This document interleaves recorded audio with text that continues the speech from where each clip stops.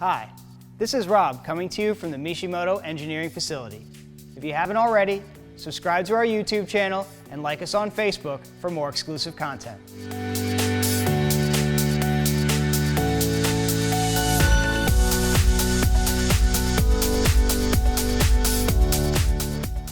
Today, we're going to install our transmission oil cooler on your 2003 to 2007 Ford 6.0 liter Powerstroke pickup.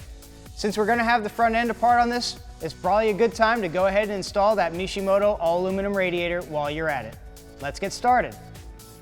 Tools required for installation are 5.5 and 8mm sockets, 1/4 inch drive extension, 1/4 inch drive ratchet, 11mm socket, 3/8 drive ratchet, a panel tool and a large flathead screwdriver or pry bar, pliers, and 2 pairs of either vice grips or hose clamp tools.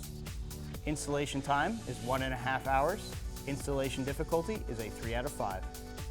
Remove the 2 bolts that secure the bottom of the factory transmission cooler to the radiator support. Remove the 2 bolts that secure the power steering cooler to the radiator support. Allow the power steering cooler to hang from the lines. Compress the clamps that secure the transmission cooler lines to the factory cooler and move them down the hoses. Place a drain bucket or pan underneath the hoses and then work the hoses off the cooler inlet and outlet.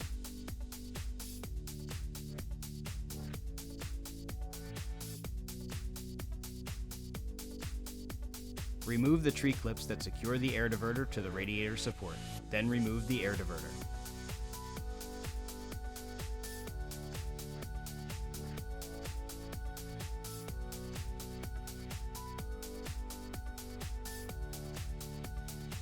Remove the bolts that secure the hood latch to the radiator support. The latch will still be tethered by the cable. Simply move the latch out of the way for now. Remove the bolts that secure the AC condenser mounts to the radiator support. Then remove the mounts from the vehicle.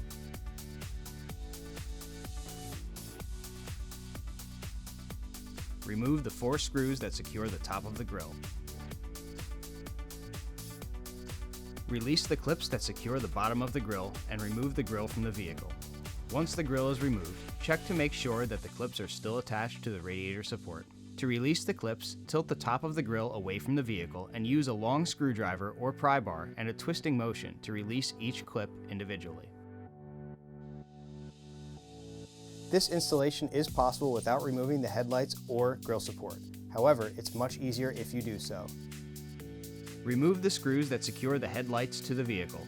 On each headlight, there are 2 screws along the top edge and 2 along the bottom edge. Pull the headlights away from the vehicle and disconnect the electrical harness from the light sockets. Alternatively, you can leave the connectors attached to the sockets and remove the sockets from the headlight. Then set the headlights aside. Remove the 8 bolts that secure the grille support to the vehicle and pass the electrical harness through the grille support.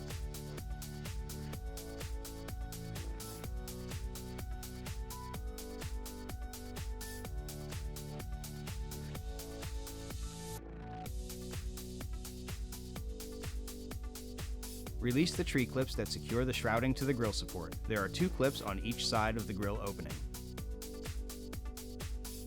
Remove the grille support from the vehicle, taking care to avoid damaging the AC condenser. Remove the 2 11mm bolts that secure the sides of the factory transmission oil cooler. Gently lift the AC condenser out of the mounts that support it and rest the free end on the bumper, using a rag to protect the paint. Reach behind the condenser and remove the transmission oil cooler.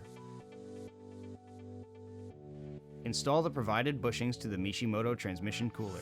Slip the bushings into the brackets and then insert the metal collar from the front of the cooler.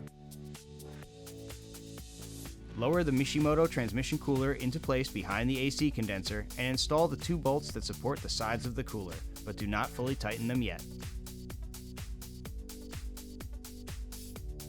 From underneath the vehicle, install the bolts that secure the bottom of the cooler.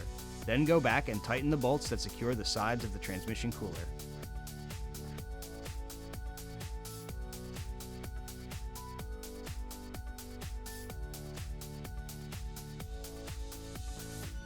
Attach the transmission cooler lines to the cooler, then slide the clamps up the lines to secure them. Make sure the clamp is situated over the bead roll on the cooler inlet and outlet.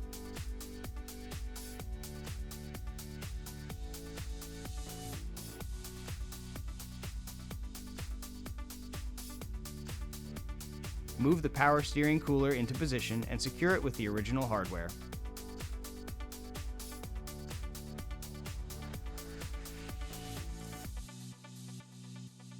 Install the grille support. Move the grille support into place and lead the wiring harness for the lights through it. There is an alignment pin on either side of the grille support that fits into the body of the car. Align the grille support using these pins and secure it with the original hardware. To maintain original fitment, line up the washers on the bolts with the impressions they made on the grille support.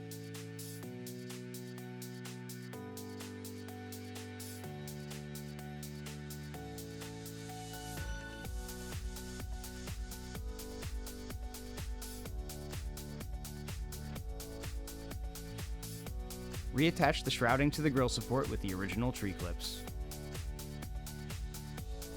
Move the AC condenser back into place. Make sure the power steering cooler lines are clear, and seat the bottom of the condenser back into the mounts that support it. Install the mounts that support the top of the AC condenser and secure them with the original hardware. Reinstall the hood latch and secure it with the original hardware. To maintain original fitment, line up the washers on the bolts with the impressions they made on the hood latch. Connect the electrical harness to the headlights and install the headlights to the vehicle. Then secure the headlights with the original hardware.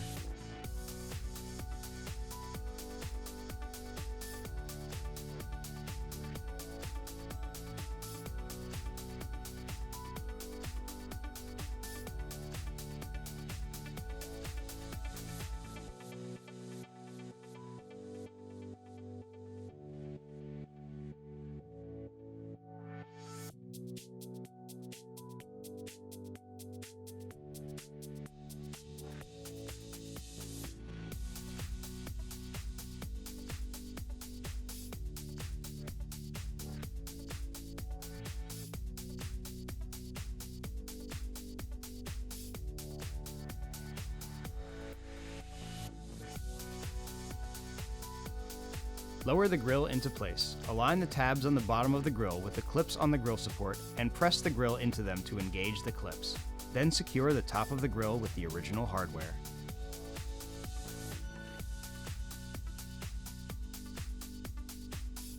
Reinstall the air diverter and secure it with tree clips.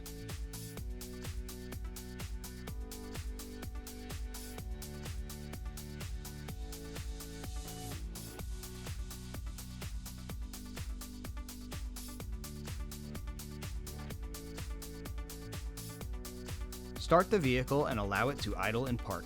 Inspect the transmission line connections at the cooler for leaks. Ensure that the vehicle is parked on level ground to get an accurate reading. Pull out the transmission fluid dipstick and wipe it off with a clean rag. Insert the dipstick to its full depth and then immediately remove it. Check the fluid level and top it off with Ford-approved transmission fluid until it reaches the cold mark on the dipstick. Step on the brake and move the gear selector through each of the transmission ranges, stopping in each range for a few seconds and then return it to the park position. Note that after adding fluid, there will be residual fluid in the filler tube that can result in a false reading. Allow the fluid to drain into the pan before attempting another reading. Let the vehicle run until it reaches operating temperature and check the fluid level again. Top off the fluid level until it reaches the hot mark, but do not overfill. Now that you have the cooler installed on your truck, take a moment and double check your connections for any leaks. Let your truck warm up to operating temperature and then check the transmission fluid level and condition. Don't forget to click subscribe before you head out.